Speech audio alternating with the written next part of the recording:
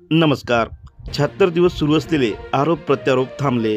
7व्या टप्प्यासाठी 57 मतदारसंघात मतदान. 18व्या लोकसभेसाठी केंद्रीय निवडणूक आयोगाने 16 मार्च रोजी निवडणूक कार्यक्रम जाहीर केला.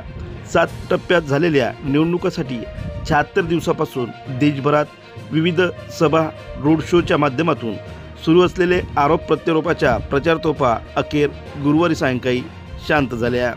शनिवारी 1 जून रोजी देशातील 8 राज्यातील 57 जागांसाठी 7व्या आणि शेवटच्या टप्प्यासाठी मतदान होत आहे.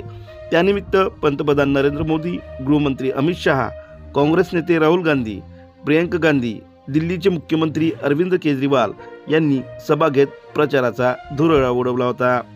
7व्या टप्प्यात पंजाबच्या सर्व 13 जागांसह हिमाचल प्रदेश 4, उत्तर प्रदेश 13, पश्चिम बंगाल 9, बिहार 8, ओडिशा 6, झारखंड 3 आणि चंदीगडच्या एका जागेचा यामध्ये समावेश आहे. यामध्ये शेवटचा दिवस देखील आरोप प्रत्यारोपांनी प्रचंड गाजला. ज्यामध्ये बघा, संविधान वाचवण्याची भाषा करणाऱ्या काँग्रेसने मात्र आणीबाणी वेळी लोकशाहीची हत्या केली होती. अग्निवीर योजनेला विरोध करणारे लष्कराला राजकीय हत्यार करू पाहत आहेत. नरेंद्र मोदी पंतप्रधान.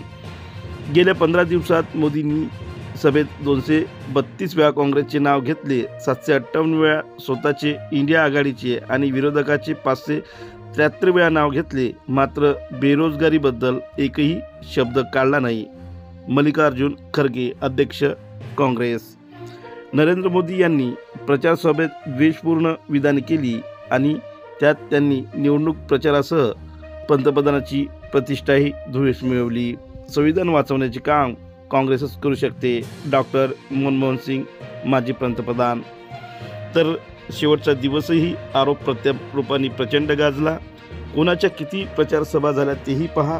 ती नरेंद्र मोदी यांनी जवळपास 206 प्रचारसभा घेत प्रचाराचा धुरळा उडवला. तर राहुल गांधी 76, प्रियंका गांधी 38, अखिलेश यादव 54, मल्लिकार्जुन खरगे 31 आणि मायावती 21 अशा यांच्या एकूण प्रचारसभा झाल्या.